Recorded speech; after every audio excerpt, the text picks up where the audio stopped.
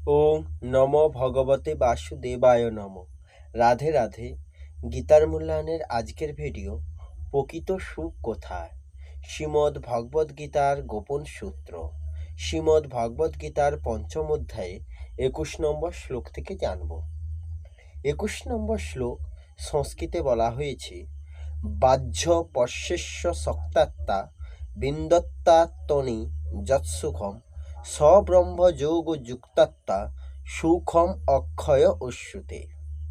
এর অনুবাদ, সেই প্রকার ব্রহ্মবিদ পুরুষ কোনো রকম জড় ইন্দ্রিয় সুখভোগের প্রতি আকৃষ্ট হন না, তিনি চিদ্গত সুখ লাভ করেন। এভাবে ব্রহ্মে যোগযুক্ত হয়ে তিনি অক্ষয় সুখভোগ করেন।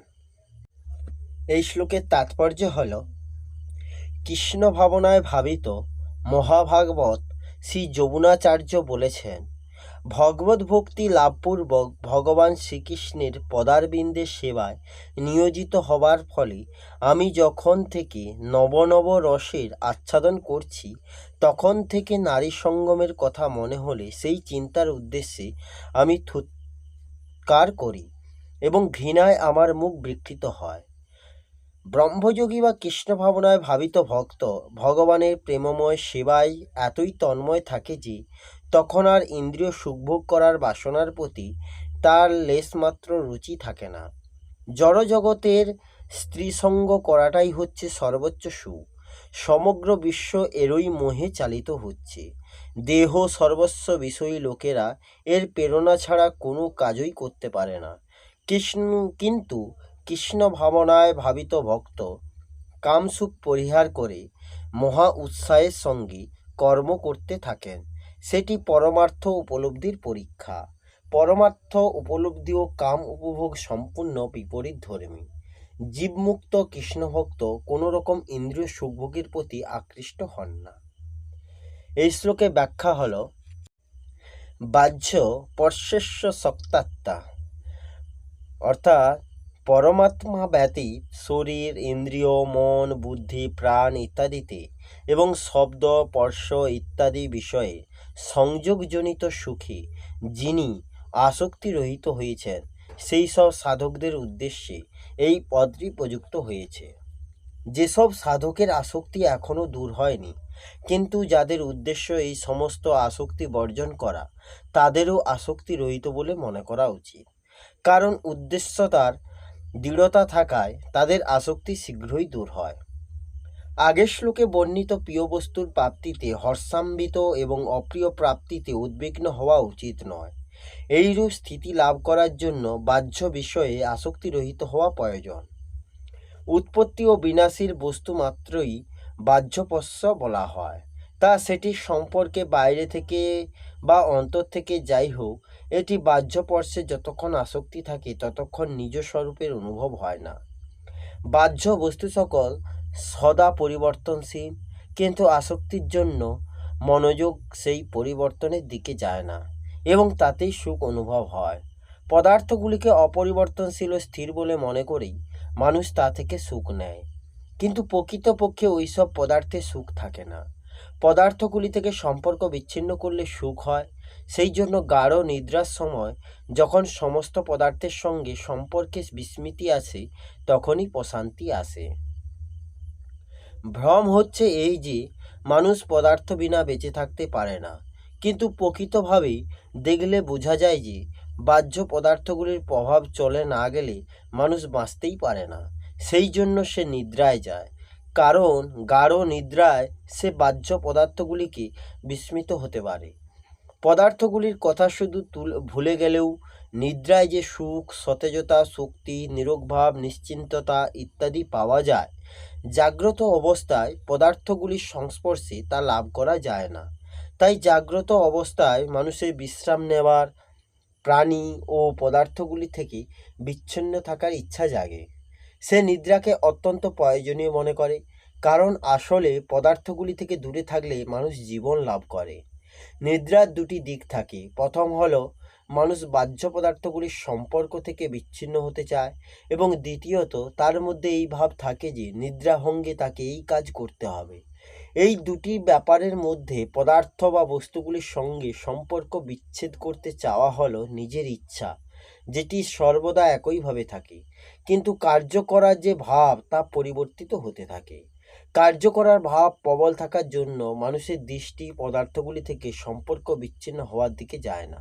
সে পদার্থগুলির সঙ্গে সম্বন্ধ বজায় রেখেই নিদ্রায় যায় এবং জাগরিত হয়। অন্তত আশ্চর্যের কথা হলো এই যে সম্পর্কিত জিনিস বা ব্যক্তি বাস্তবে না থাকলেও সম্পর্কই থেকে যায়। তার কারণ হলো যে স্বয়ং যে সম্পর্ককে নিজের বলে মেনে নেয় তা দূর হয় না। এই মেনে নেওয়া সম্পর্ক দূর করার উপায় হলো নিজের মধ্যে সম্পর্কটিকে না মানা। কারণ প্রাণী বা পদার্থের সঙ্গে প্রকৃতপক্ষে কোনো সম্পর্ক নেই, এটি কেবল মেনে নেওয়া হয়েছে।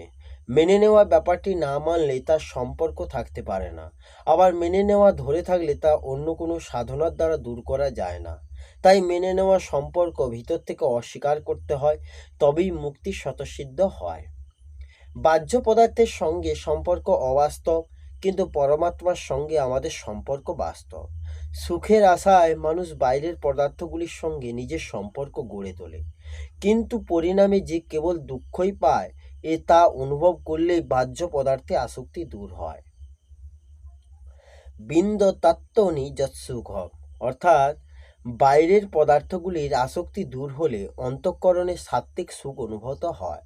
বাইরের পদার্থের দ্বারা যে সুখ হয় তাকে বলা হয় রাজস সুখ। মানুষ যতক্ষণ রাজস সুখ উপভোগ করতে থাকে ততক্ষণ সে সাত্ত্বিক সুখ অনুভব করতে পারে না। রাজসিক সুখে অনাসক্ত হলেও সাত্ত্বিক সুখ অনুভূত হয়। সব্রহ্ম যোগ যুক্তাত্মা, অর্থাৎ সংসারে অনুরাগ দূর হলে তবেই ব্রহ্মে অভিন্ন চেতনার স্বাভাবিক স্থিতি লাভ হয়। যেমন অন্ধকার দূর হওয়া এবং আলোর প্রকাশ হওয়ায় দুটি একই সঙ্গে হয়, কিন্তু মনে করা হয় যে আগে অন্ধকার দূর হয় এবং তারপরেই হয় আলোর প্রকাশ। এইরূপ আসক্তি বর্জন করা এবং ব্রহ্মে স্থিত হওয়া দুটি একই সঙ্গে হলেও প্রথমে আসক্তি নাশ এবং পরে ব্রহ্মে স্থিতি বলে মনে করা হয়। যেমন ত্রয়োদশ অধ্যায়ে প্রথম শ্লোকে ক্ষেতজ্ঞের দ্বারা নিজেকে ক্ষেত্র হতে সর্বতভাবে পৃথক অনুভব করার কথা বলা হয়েছে। আবার দ্বিতীয় শ্লোকে ক্ষেতজ্ঞের দ্বারা নিজেকে পরমাত্মার সঙ্গে সম্পূর্ণ অভিন্ন অনুভব করার কথা বলা হয়েছে। তেমনি এই স্থানে প্রথমে বাহ্য পরশেষ্য সত্তাত্মা পদ্ধতির দ্বারা শরীরে সংসার থেকে নিজেকে সর্বতভাবে পৃথক অনুভব করার কথা বলে, আবার ব্রহ্মযোগ যুক্তাত্মা পদ্ধতিতে নিজেকে পরমাত্ম তত্ত্বের সঙ্গে সর্বভাবে এক ও অভিন্ন অনুভব করার কথা বলা হয়েছে। ভোগে বিরত হয়ে সাত্ত্বিক সুখ উপভোগ করার পরে আমি সুখী, আমি জ্ঞানী, আমি নির্বিকার, আমার কোনো কর্তব্য নেই, এইরূপ অহংয়ের সূক্ষ্ম রেশ থেকে যায়, যেটি দূর করার জন্য একমাত্র পরমাত্ম তত্ত্বের অভিন্নতা অনুভব করা প্রয়োজন। কারণ পরমাত্ম তত্ত্বে সম্পূর্ণ এক না হলে নিজ সত্তা এবং নিজ ব্যক্তিত্ব সর্বতভাবে দূর হয় না।